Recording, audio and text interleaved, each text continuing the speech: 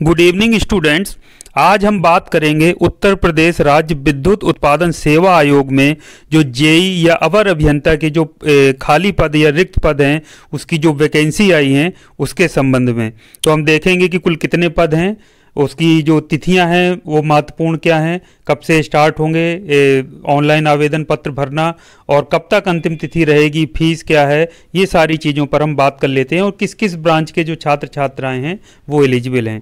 तो ये जैसा कि अभी आप स्क्रीन पर देख पा रहे हैं ये पीडीएफ या विज्ञापन है जो कि जारी किया गया है आपका उत्तर प्रदेश राज्य विद्युत उत्पादन निगम लिमिटेड की तरफ से। तो ये आप देख लीजिए, यहाँ पर ये टेबल अभी आप सामने देख पा रहे हैं। तो अवर अभियंता मतलब जूनियर इंजीनियर या जेई को कहते हैं हिंदी में, फिर शिक्षु E&M।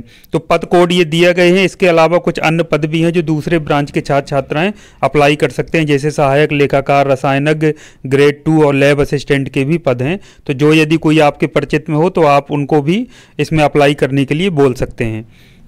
तो अभी हम जेई की बात कर लें तो जेई में देखिए विधा यानी यांत्रिक यानी मैकेनिकल, विद्युत, electrical, electronics and control and instrumentation के छात्र भी इसमें पात्र हैं और चौथा कंप्यूटर साइंस। तो ये 4 ब्रांच के छात्र इसमें पात्र हैं अप्लाई करने के लिए जेई के। यांत्रिक के कुल 33 पद हैं, विद्युत के 29 हैं, इलेक्ट्रॉनिक्स या फिर कंट्रोल एंड इंस्ट्रूमेंटेशन के 16 और कंप्यूटर साइंस के 4 पद हैं।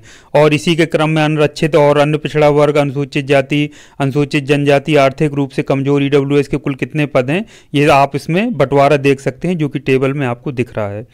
अब हम बात कर लेते हैं कि इसमें एक चीज़ और है, ये उक्त पदों का आरक्षण उत्तर प्रदेश राज्य के मूल निवासियों को ही अनुमन्य है। अन्य प्रदेश का यदि कोई व्यक्ति अप्लाई करता है तो उसको अनुमन्य नहीं होगा। और इसमें मुख्य बातें हैं, आप इनको पढ़ लीजिएगा। हम कुछ मेन टॉपिक्स हैं उन पर हम बात करेंगे। वेतनमान की यदि बात करें तो अपर अभियंता या जेई का जो प्रारंभिक वेतन होता है वो 44,900 रुपये से प्रारंभ होता है और जो इनका पे मैट्रिक्स होता है 7th पे कमीशन वो लेवल 7 होता है, जो कि बहुत ही अच्छा है। 44,900 स्टार्टिंग है, लेकिन यदि समय समय पर डीए में बढ़ोतरी होती है तो ये बढ़ भी सकता है, या शहरों में जहां पर आपकी पोस्टिंग हुई है उसके हिसाब से 50,000 तक भी हो सकता है या उससे ज़्यादा होगा।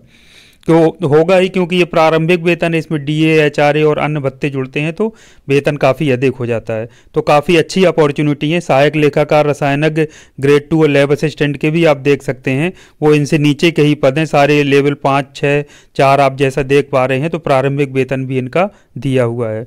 अब एसेंशियल क्वालिफिकेशन की यदि बात करें तो एक तो हिंदी का नॉलेज होना चाहिए, देखिए ये लिखा है, और दूसरा जो डिप्लोमा की बात है यहाँ पर देखिए ये लिखा है 3 years diploma examination in electrical में, यदि इलेक्ट्रिकल से कोई व्यक्ति अप्लाई कर रहा है, मैकेनिकल में या फिर इलेक्ट्रॉनिक्स में या कंट्रोल एंड इंस्ट्रूमेंटेशन में या फिर इंस्ट्रूमेंटेशन में या फिर कंप्यूटर इंजीनियरिंग में किसी मान्यता प्राप्त संस्थान से आपको डिप्लोमा होना चाहिए 3 साल का। तो ये जो हमारे पॉलिटेक्निक के छात्र छात्राएं हैं वो त्रिवर्षीय डिप्लोमा करते हैं विभिन्न पाठ्यक्रमों में, तो उनको जरूर इस पर अप्लाई करना चाहिए। बाकी के लिए इसमें दिया हुआ है, यदि आपके काम का हो या कोई परिचित का हो तो उनको आप बता सकते हैं। आयु सीमा 18 वर्ष है न्यूनतम और अधिकतम है 40 वर्ष, तो 18 से 40 वर्ष तक के कर सकते हैं अप्लाई। अन्य के लिए भी दिया है, जैसे सहायक लेखाकार के लिए 21 से 40 वर्ष है, रसायनज्ञ ग्रेड 2 के लिए 21 से 40 है और लैब असिस्टेंट के लिए 18 से 40 वर्ष है। इसमें जो अब आयु की सीमा की छूट है वो जैसा रहता है वो आपका दिया हुआ है, इसमें आप पढ़ सकते हैं यदि आप इंटरेस्टेड हैं। इसके अलावा इसमें जो परीक्षा का जो मोड है वो कंप्यूटर बेस्ड टेस्ट आपका होगा, CBT जिसको हम कहते हैं। तो इसमें वस्तुनिष्ठ यानी कि ऑब्जेक्टिव टाइप प्रश्न इसमें पूछे जाएंगे जिनको आपको उत्तर देना होगा। तो ये चयन प्रक्रिया आप मान के चल लीजिए कि ये देखिए नेम ऑफ द पोस्ट ये दिया है और ये सारा चीज़ इसमें आपका दिया हुआ है, तो इसको आप ज़रूर अच्छे से पढ़ लीजिए। PDF को मैं पॉलिटेक्निक लिबरल लर्निंग का जो ग्रुप बना है उसमें मैं शेयर कर दूंगा, तो उसमें आप अच्छे से इसको देख सकते हैं। इसके अलावा जो आवेदन करने की प्रक्रिया है वो पूरी तरह से ऑनलाइन है। ऑनलाइन आपको आवेदन करना है, तो हम अभी नीचे देख लेते हैं कि ऑनलाइन आवेदन की प्रक्रिया कैसे प्रारंभ होगी। तो आपको अभी से क्या करना है, जो भी स्टेप 1 रजिस्ट्रेशन है, स्टेप 2 रजिस्ट्रेशन है, 2 चरणों में होगा, उसके बाद फीस सबमिट होगी। तो ये सारा का सारा आपने जो भी डॉक्यूमेंट्स हैं, जो पासपोर्ट साइज फ़ोटो है, सिग्नेचर हैं, जो भी आपके डॉक्यूमेंट्स लगने हैं वो सारे के सारे सेल्फ अटेस्टेड सर्टिफिकेट्स आप रेडी रख लीजिए। यदि आपका अभी तक सर्टिफिकेट यो कैटेगरी का मान लीजिए SC ST OBC का कोई है या EWS का है या किसी अन्य कोई लाभ लेना चाहता है तो वो आप अभी सर्टिफिकेट भी अपना बनवा सकते हैं, जो भी निर्धारित प्रारूप उसमें आपको दिया गया है। अप्रेंटिसशिप सर्टिफिकेट में भी एज एप्लीकेबल मांगा है कि यदि एप्लीकेबल है तो वो भी आप लगा सकते हैं। तो इसमें सारी चीज़ें आपको दी गई हैं, ये देखिए आप इसको अच्छे से पढ़ लीजिएगा, ये ऑनलाइन आपको सारा मिलेगा। इसमें स्टार्ट क्लिक कर देंगे तो सारा डेटा आपका चरण 1 और चरण 2 में आप इसको रजिस्ट्रेशन कर सकते हैं पूरा का पूरा। इसके अलावा जो अन्य विवरण हैं, आप जो uprvunl.org वेबसाइट है उसको निरंतर देखते रहें। जो भी अद्यतन सूचना होगा, जैसे अभी इसी जो वैकेंसी है निकलने के बाद कि एक उसमें और संशोधन आ गया है, तो वो भी आपको वेबसाइट से ही पता चलेगा। जैसे मान लीजिए कोई डेट आपकी बढ़ना है तो वो डेट भी आपको आती उसमें दे दिया जाएगा, एक नया इस तरीके का आदेश है वो जारी करके। तो इसमें आप देख लेते हैं महत्वपूर्ण तिथियां क्या हैं। महत्वपूर्ण तिथियों में आप देखिए, ये है महत्वपूर्ण तिथियां। ऑनलाइन आवेदन प्रारंभ करने की तिथि है 28 जनवरी 2022, यानी अभी पर्याप्त समय है आवेदन पत्र जो भरने की प्रक्रिया प्रारंभ होने के लिए। दूसरा है ऑनलाइन आवेदन पत्र की अंतिम तिथि आपकी 27 मार्च है। और ये तीसरा है ऑनलाइन शुल्क जमा करने की अंतिम तिथि वो 29 मार्च है, ये आप देखिए दिया हुआ है।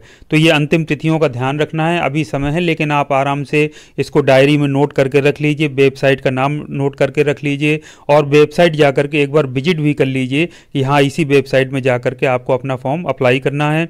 जो जो डॉक्यूमेंट्स इसमें मांगे हैं उनको समय से आप कलेक्ट कर लीजिए ताकि आपको ऐन मौके पर कोई दिक्कत या समस्या ना हो। और अंतिम तिथि का वेट मत करिएगा, स्टार्ट जैसे ही हो ऑनलाइन आवेदन पत्र भरना आप उसमें ऑनलाइन आवेदन कर दीजिएगा और उसको समय से सारी प्रक्रियाओं को पूर्ण कर लीजिएगा। तो इसके अलावा और जो प्रक्रियाएं हैं, नॉर्मलाइजेशन फार्मूला होता है जब कई शिफ्ट में परीक्षाएं कराई जाती हैं ऑनलाइन, विशेषकर तौर से जब परीक्षाएं होती हैं तो नॉर्मलाइजेशन फार्मूला लगा करके उसको स्कोर को बैलेंस करने का प्रयास किया जाता है। तो बच्चों ये था आपके लिए महत्वपूर्ण अपडेट। उम्मीद करता हूं कि आप इसको याद रखेंगे। जो भी छात्र छात्राएं हमारे पॉलिटेक्निक के तैयारी कर रहे हैं, कहीं से भी घर से बैठकर या फिर कहीं कोचिंग संस्थान में पढ़ रहे हैं, तो इसको समय पर याद रखते हुए ज़रूर अप्लाई कर दें और आपका सिलेक्शन इसमें हो, ऐसी मेरी शुभकामनाएं हैं। इसी के साथ आज की इस वीडियो को ही समाप्त करता हूँ। Thank you very much. आपका दिन शुभ हो।